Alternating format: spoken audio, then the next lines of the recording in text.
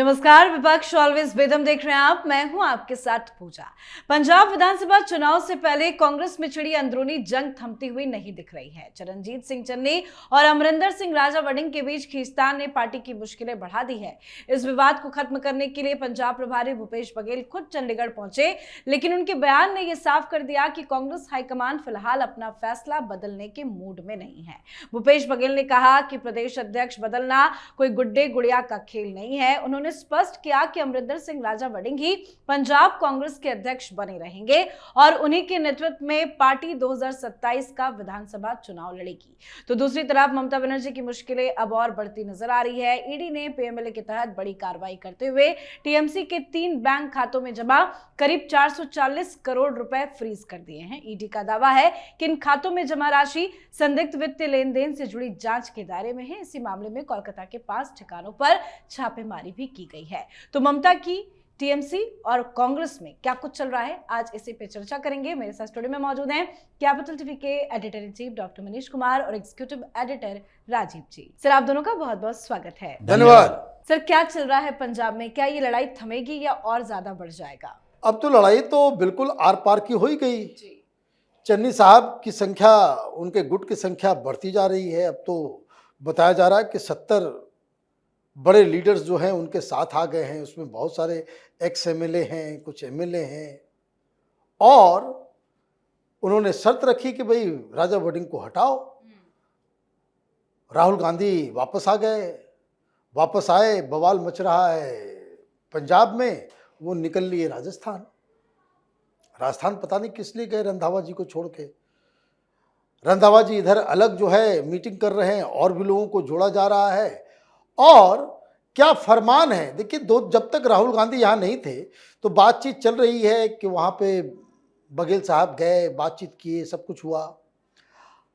अब ऐसा लगता है कि राहुल गांधी ने कह दिया कि भाई ऐसा है, नथिंग डूइंग, मैंने फैसला कर लिया, फैसला मैं बदलूंगा नहीं, तुम लोगों को जो करना है करो, पार्टी टूटे तो टूटे, लेकिन मेरी बात जो है वो अब फाइनल हो गई तो हो गई। और इसलिए इतना हिम्मत आ गया बघेल साहब, वो पंजाब में बैठे बैठे जो है वो उन्होंने घोषणा कर दी कि भाई अध्यक्ष नहीं बदला जाएगा, इसी के नेतृत्व में चुनाव लड़ा जाएगा। ये गुड्डा गुड्डी का खेल नहीं कि हाईकमान ने फैसला ले लिया और उसको बदल दिया जाए। तो ये बात कांग्रेस के अंदर कोई लीडर कह रहा है तो उसका मतलब ये है कि 10 जनपद से, प्रियंका वाड्रा से और राहुल गांधी से अनुमति ले ली कि अब यहाँ कुछ नहीं होने जा रहा, आपको जो करना है आप करें। तो ये ऐसा लग रहा है कि जो ट्रैप अमित शाह ने बिछाया कि भाई पार्टी तोड़ो, कुछ अलग गुट बने, मल्टीपोलर चुनाव हो जाए, या फिर इसमें बहुत सारे लोग बीजेपी में आ जाए, तो ये मुझे लग रहा है कि उस ट्रैप में सारे लोग फंस गए। और कांग्रेस पार्टी अब टूटने से वो राहुल गांधी अब बचा नहीं पाएंगे, क्योंकि जो तेवर है वो तेवर तो दिन ब दिन और कड़ा होता चला जा रहा है। बिल्कुल। तो हाईकमान अपना फैसला नहीं बदल रहा है, ऐसे में चन्नी गुट क्या शांत बैठेगा या प्लान बी चन्नी गुट का तैयार है? देखिए, चन्नी गुट तो पहले से ही जानता था, ये चन्नी भी जानते थे। चरणजीत सिंह चन्नी कोई नए नेता नहीं है, ये पिछले चुनाव में भी मुख्यमंत्री थे, तो ये पूरी पटकथा को जानते हैं कि राजा वड़िंग को नहीं हटाया जाएगा। फिर भी उन्होंने ये बात उठाई। पिछले चुनाव में ऐसी ही स्थितियां आई थी कैप्टन अमरिंदर सिंह के खिलाफ, तो उस समय भी जो परिस्थितियां बदली उसमें कैप्टन अमरिंदर सिंह को हटाने के बाद क्या नवजोत से सिद्धू शांत बैठे रहे? फिर भी वो गुटबाजी करते ही रहे जब तक कि कांग्रेस हार नहीं गई। हार के बाद वो भी अपना रास्ता देख लिए, और फिर उनकी पत्नी नवजोत कौर सिद्धू जब फिर से कांग्रेस में आई तो उन्होंने ऐसा बवाल मचाया, पेटी बक्सा अटैची 550 करोड़ रुपए का, फिर उनको भी बाहर करना पड़ा।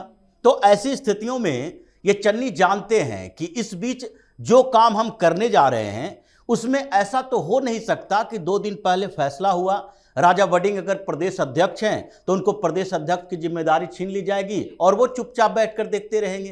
तो राहुल गांधी के सामने तो यही समस्या है कि अगर इन्हें प्रदेश अध्यक्ष बनाते हैं तो राजा वड़िंग नाराज हो जाएंगे। और ये सारी स्थितियों को जानते हुए भी इन लोगों ने बगावत की। चन्नी पहले मैदान में उतरे अपने डिमांड को लेकर, और उस बीच रंधावा अमित शाह से मुलाकात करने आए, लेकिन मुलाकात करने के बाद वो सीधे पंजाब गए तो चन्नी से मुलाकात की। और ये पूरा गुट ये तैयारी कर चुका है कि नहीं, अब हमें आगे की स्थितियों के लिए तैयार रहना है। इसका मतलब है कि इन लोगों ने प्लान बी पहले ही बना रखा था। वो जानते थे कि राहुल गांधी तैयार नहीं होंगे, और भूपेश बघेल के बारे में बार बार कहा जाता है। पिछले 2 दिनों से हंगामा चल रहा था। इस बीच मनीष तिवारी से बातचीत की गई। मनीष तिवारी ने कहा कि भूपेश बघेल की स्थिति यही है, ये बड़े रिजिड किस्म के नेता हैं और पंजाब में ये पूरा विवाद पैदा किया हुआ उनका राहुल गांधी का है। यानी कि जब आप संगठन चला रहे हो, वहां पर वरिष्ठ नेताओं से बातचीत नहीं करोगे, अपने फरमान जारी करोगे, तो फिर वो नेता भी नाराज होंगे। तो आप पंजाब की स्थितियों को जानते नहीं थे, छत्तीसगढ़ से आए थे और अचानक से आप देखने लगे कि नहीं नहीं, ये सारे गुटों को हम दिल्ली में बैठ के कंट्रोल कर लेंगे, फरमान जारी करेंगे, सब एकजुट हो जाएगा। तो वो स्थितियां अब बिगड़ चुकी है।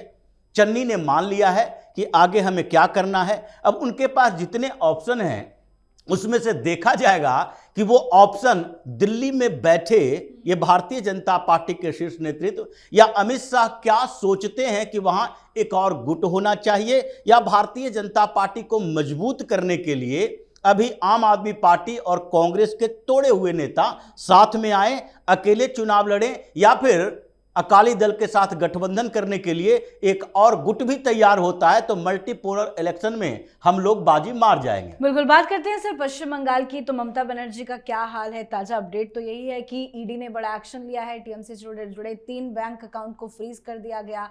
रेड और छापेमारी भी चल रही है पश्चिम बंगाल में। देखिए, वो गई थी हाईकोर्ट के, पैसा नहीं है हमारे पास, ये तो लेने के देने पड़ गए। तीनों बैंक अकाउंट जो है वो फ्रीज कर दिया गया है। और ईडी ने पीएमएलए के तहत अब जो जानकारी आ रही है वो ये कि टीएमसी के अलग अलग 18 बैंक अकाउंट्स को खंगाला जा रहा है।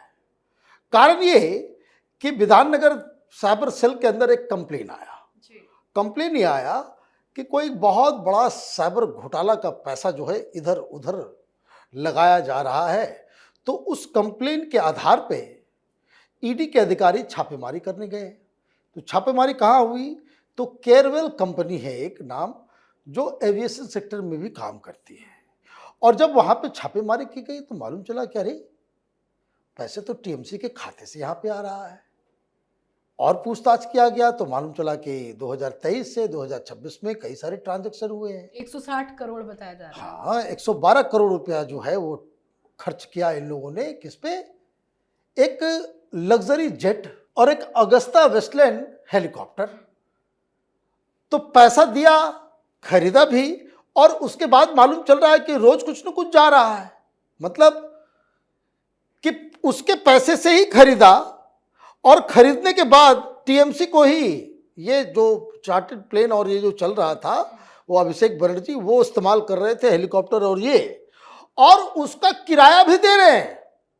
खरीदा भी और किराया भी। तो अब इनको लगा कि नहीं, ये मामला जो है थोड़ा गड़बड़ है, और खंगाला गया तो मालूम चल रहा है कि पैसा कई सारे अकाउंट में घूम रहा है। इसकी क्या आवश्यकता है? तो ये संदिग्ध लगा। ईडी ने कहा कि भाई बंद करो अब इसके ऊपर जांच होगी कि कहां से क्या हुआ नहीं हुआ। और अब ये बताया जा रहा है कि अभी तो 3 अकाउंट्स और भी अभिषेक बनर्जी, ममता बनर्जी से जुड़े हुए लोगों और उनके परिवार से जुड़ी हुई कंपनियों के 18 अकाउंट्स जो है वो ईडी के रडार पे आ गए हैं। ममता बनर्जी जो है आज शाम में दिखाई दे रही थी कि बवाल मचा हुआ था। तो वहाँ थोड़ा सा रकस क्रिएट हुआ। तो अपने ही कार्यकर्ता को स्लैपिंग कर रही है, चाटा मार रही है। तो आप ये समझिए कि बौखलाहट। आप गए हुए थे कि इस बैंक अकाउंट को खुलवाया जाए, अब तो ये खुलने से भी रहा, और ईडी पीएमएलए के तहत केस कर रही है। अब तो ममता बनर्जी कहेगी भाई हम जानते नहीं है, हमारा पैसा नहीं है, हमारा ये नहीं। क्योंकि अगर इसको जो कोई भी ओन करेगा, जो कोई भी हैंडल कर रहा है, जो कोई भी ओनरशिप, जिसको अल्टीमेट बेनिफिशियरी इस सारे हवाला ट्रांजैक्शन का, इधर उधर के खेल का वो जद में आएगा ईडी के, वो तो लंबा केजरीवाल की तरह जेल जाएगा। तो बैंक अकाउंट फ्रीज के बाद जांच का दायरा कितना ज्यादा बढ़ता हुआ दिखाई दे? देखिए, ये पूरा मामला जिस तरीके से चल रहा है और ईडी की एंट्री हुई है, उसमें अब ममता बनर्जी के बचने के चांसेस बहुत कम है। अगर आपकी पार्टी का ट्रेजरर भी जो बोलता है कोषाध्यक्ष कि नहीं हमने ये ट्रांजैक्शन पर साइन किए, उन्हीं की अनुमति से ट्रांजैक्शन होंगे, लेकिन उसके बावजूद इतने बड़े ट्रांजैक्शन के लिए अकेले ट्रेजरर जिम्मेदार नहीं हो सकता। आप प्रेसिडेंट हैं, आप उस समय मुख्यमंत्री भी थी, टीएमसी के ऑल इन ऑल आप ही रही हैं, तो कभी न कभी ये मीटिंग के अंदर जो टीएमसी के वर्किंग पार्टी की मीटिंग होगी उसमें कम से कम इसको एक प्रस्ताव रखा जाएगा कि नहीं हमें पार्टी के लिए कुछ हेलीकॉप्टर खरीदने हैं, और हेलीकॉप्टर खरीदने हैं, चार्टर प्लेन खरीदने हैं, तो उससे रेंट पर भी लगाना है और वही रेंट का पैसा फिर टीएमसी में जाएगा या फिर रेंट का पैसा डिवाइड हो रहा होगा। ऐसा भी नहीं है कि सारे रेंट के पैसे टीएमसी के अकाउंट में ही जाएंगे, क्योंकि लेन और देन दोनों का सस्पिशन दिखाई पड़ रहा है। ये जो पैसे आए हैं वो भी हवाला के जरिए भी आए हैं, जिसके लिए कंप्लेन किया गया था कि टीएमसी के फंड में जितने पैसे हैं उसे ये नहीं कहा जा सकता कि सब चंदा का पैसा है। ये पैसा वो भी है जो कट मनी का पैसा है, दूसरे बिजनेस घरानों ने दिए हैं और उनको कुछ अनड्यू प्रॉफिट दिया गया है पश्चिम बंगाल के अंदर। तो ये पूरा प्रोसेस अब ईडी के हवाले है और मनी लॉन्ड्रिंग के चार्जेस चल रहे हैं। तो अभी तो छापेमारी हुई है, अभी तो बैंक के ट्रांजैक्शन देखे गए हैं और उसके बाद बेनिफिशियरी की लिस्ट निकाली जाएगी और फिर इसके बाद ममता बनर्जी और अभिषेक बनर्जी से पूछताछ, मतलब इन दोनों की गिरफ्तारी का वारंट अब ईडी ने निकाल दिया है। जी, बहुत बहुत धन्यवाद सर आप दोनों का। धन्यवाद। तो ईडी की इस कार्रवाई ने ममता बनर्जी को राजनीतिक और कानूनी दोनों मोर्चों पर घेर लिया है। आने वाले दिनों में जांच का दायरा और बढ़ने की संभावना जताई जा रही है। अगर जांच में ईडी के दावों को और समर्थन मिलता है तो टीएमसी के कई नेताओं की भी मुश्किलें बढ़ सकती है और ममता बनर्जी पर भी दबाव पहले से कहीं ज्यादा बढ़ जाएगा। तो वहीं पंजाब कांग्रेस में कलह थमता तो नजर नहीं आ रहा है। चन्नी गुट अपनी अगली रणनीति पर काम कर रहा है। हो सकता है कि बहुत जल्द पंजाब कांग्रेस के भीतर बड़ा विस्फोट हो जाए। तो इन तमाम खबरों पर आप भी अपनी राय कमेंट करके लिखिएगा। देखते रहिए कैपिटल टीवी। नमस्कार।